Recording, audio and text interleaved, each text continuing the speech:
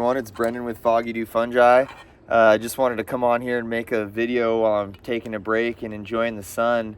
A lot of people always ask me, how did you get into mushroom farming? So I figured I would make a video and kind of explain how it all started for me. So I graduated high school in 2009 from Rockland High School, and I moved to San Francisco, and I started studying horticulture at City College of San Francisco. And one of my professors that I really liked his way of teaching and just his style in general. He was a surfer. He was into butterflies. He was into painting.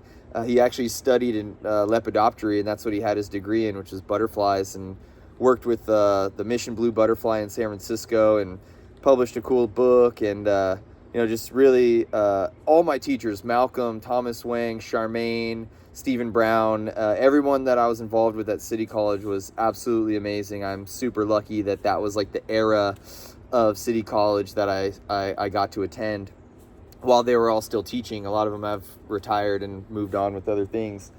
But Thomas Wang's wife, Dolores, just so happened to work in the Arboretum. So when I was first studying horticulture, I was also working at Whole Foods in the produce department, and I had to be at work at 3:30 every day, but I got off early. So if I didn't have class, I had time to volunteer, so I started working at the Arboretum. There was a gentleman there, he was like the volunteer coordinator. His name was Tom Larson, I believe. And we sat down to do like a interview. He would interview these volunteers because they had a program. It was kind of like you get a small stipend, and you were basically like a gardener's assistant in the Arboretum. And nobody was taking advantage of this program at the time. So Tom and I sat down and had an interview. And real quick tangent, I'll never forget it. Him and I were doing this little interview. And if you know where the Arboretum is in San Francisco, there's a little parking lot like behind like kind of the like admin buildings. And it's on a weird intersection like near 9th Avenue and Lincoln Way. And on that 10th Avenue Lincoln Way, there's always like mad accidents right there. And sure enough, we're having this interview and we just hear like skirt, boom. And we both look up, and I just said, whoa, gnarly. And my whole rest of my career with working with folks in the Arboretum and with the city and county of San Francisco, every time I'd interact with Tom, he would remember that. He'd go, whoa, gnarly. So kind of a funny story there. So Tom obviously gave me the position as the gardener's assistant, and I was working with Dolores in Temperate Asia. But there was other gardeners that needed help, and that was Patrick Quinn in the Cloud Forest of Mexico, and Joe Favetti, who worked in the South African garden, which honestly at the time was one of my favorites because the Protea family, the Proteaceae, some of my favorite plants, from Proteas, Banksias, silver trees, leucospermums, leucodendrons, those were like just fascinating plants. And just getting into this whole world of horticulture and plants, like I was just wowed that all of these crazy plants from around the world grow in this small little part of Golden Gate Park. And that's when I started learning about microclimates and how plants and everything kind of interact, and the right plant for the right place, all these little things. So eventually, after doing this for a while, studying horticulture and working in the produce department and doing this stuff in the Arboretum, the city and county of San Francisco, along with Local 261, Labor's Union, and the horticulture department at City College, they started a gardener's apprenticeship program. So I applied to become an apprentice and subsequently got hired. And what was cool about the gardener's apprenticeship program is you worked as a crew of people, and you went all over the city and county of San Francisco, from working the golf courses to working with the natural areas program, doing like native plant restoration projects, to picking up trash at Dolores Park and fixing sprinklers from all the people partying and breaking shit, whatever. So you worked all over the city, which was really cool, all the parks and open spaces. And once I graduated the program, I became a journeyman gardener, and they put me in Golden Gate Park Nursery.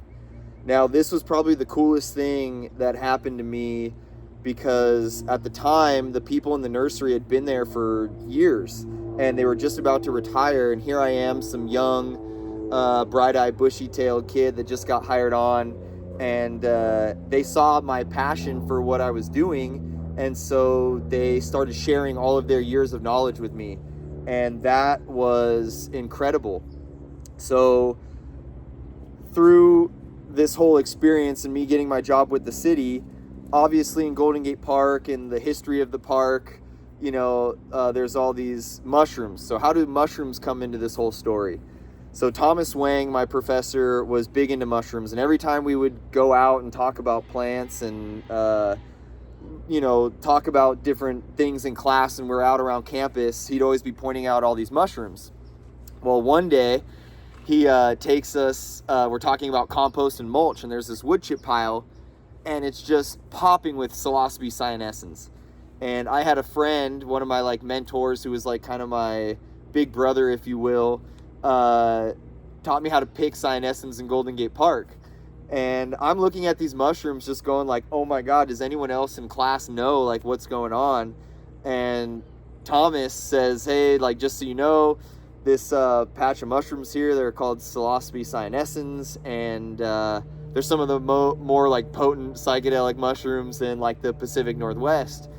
And all these people start asking questions, and he's telling us about how we can propagate this mushroom or take spore prints or grow the vulva or the butt of the mushroom in some wet cardboard, have the mycelium grow, tear up the cardboard, plant it in these wood chip piles because it's a saprophytic mushroom. It normally grows in wood chips. And what was funny is I remember reading the book Mycelium Running by Paul Stamets, and he talks about this spore de Illuminati or Illuminatus or whatever, but essentially what it was is this chainsaw bar oil with millions and millions of wood-loving species of psychedelic mushrooms, spores suspended in the bar oil. And because I worked for the city and I had access to all this chainsaw oil and chainsaws, I would collect all the spores from these mushrooms and put them into the chainsaws on my lunch break, and then have the crews go out, and if we went out and bucked up, so we'd be creating these patches essentially. And because the whole irrigation system in the park was set up on quick couplers and these quills, I would get off work, and I'd take my dog on his walk into the park, and I'd have a backpack full of quills, and I'd run these sprinklers, overnight to kind of overwinter some of these patches because they'd cut irrigation in certain parts of the park. And these cyanescent patches would just, get bigger and bigger. And so that was kind of my first introduction to mushroom cultivation, was collecting spores, trying to make DIY patches with the spore solution in the bar oil, creating these little cardboard patches of mycelium that I would give out to my friends as gifts, this weird piece of cardboard with white shit growing on it sandwiched between two plates. That was a gift I'd give people. So that was kind of my first real intro to mushrooms. Then there's another quick story about a death cap or a Galerina incident, where there's this Galerina that looks really similar to cyanescens, and my buddy had picked one and left one, and our kind of rule of thumb was never pick anything deadly and leave it where someone might eat it, because we were telling our friends and roommates hey, this is what's going on, and they might not know better, even though that that's not a cyanescen or whatever. Well, I almost ate a Galerina on accident, and that's a whole nother story. But so that kind of lit this fire under my ass to learn what these mushrooms are, because I knew that you could die if you ate the wrong one, and the consequences were pretty grave. So and then the other one that got me more getting into commercial cultivation or wanting to grow mushrooms at a not just at a backyard scale was I was part of the Mycological Society in San Francisco, and I had friends in the Fermentation Club. And back then, at the time, Far West Fungi, their Moss Landing facility, would do these farm tour potlucks. So a bunch of us would drive down to Moss Landing. You could bring the dogs. They had some dogs there that would run around with our dogs while we're doing the farm tour, and they'd bust out this big barbecue, and we'd all be barbecuing, and the fermentation club's busting out all these, like, plum wines and these types of things, and we're drinking beers and barbecuing and getting to see behind the scenes of like a big commercial mushroom farm. And at the end, they would open up their compost piles for people to take blocks home, like spent blocks. So you just load up your truck or these big plastic trash bags or whatever with all these blocks, bring them home. We'd mulch them around trees and make borders like in the garden, and mushrooms would pop off of them. And we thought that was the coolest thing. So once I got, I took a plant propagation class, and on one field trip we went to Driscoll's berry farm.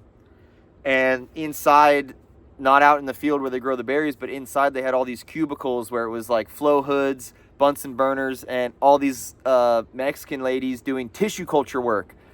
And I was fascinated by it, and so I got, bought a HEPA filter and had my buddy Ryan Honda help me build a little cabinet for it. And I set up a little lab in my room, and I was just trying to pour perfect Petri dishes that never got contaminated. And then I was doing tissue culture work with mushrooms, cloning mushrooms from the grocery store. And then that led me to like start buying spawn and making grain spawn and doing grain to grain transfers, and started growing mushrooms in my garage in like a Martha tent. And eventually that little hobby of mushroom growing turned into, a slightly larger grow tent, to hitting up my dad. And, while I was still working with the city and county, I'd drive up to Newcastle on the weekends and build out Foggy Dew 1.0, which was just these like little wooden sheds that we really had no idea what we were doing, but we figured, hey, if we wanted to try to run a small mushroom farm, you got to start somewhere. And what better way than just, kind of building some of our own equipment, like our little 55 gallon, like steam generator type setup to get started, and mixing substrate by hand in cement mixers. And that's how it all started. So that's kind of like my origin story. I was never, into like cooking and eating mushrooms. So therefore there was the need to start growing them. I really just, through horticulture and the people I was surrounded with from my professors and friends / mentors, that kind of, seeded this natural curiosity in me. And mushrooms just have this lore about them, and being just naturally curious, like I just really kind of went down the rabbit hole, and it led to all of this. So there's a lot of little other stories that I could pepper in there that kind of paint the bigger picture, but for the sake of keeping this video under hours long of me just ranting, I'll leave it there. So that's kind of my origin story with how I got involved with mushrooms and mushroom farming. And if you guys listen this long, I appreciate it, and we'll catch you on the next one. Cheers.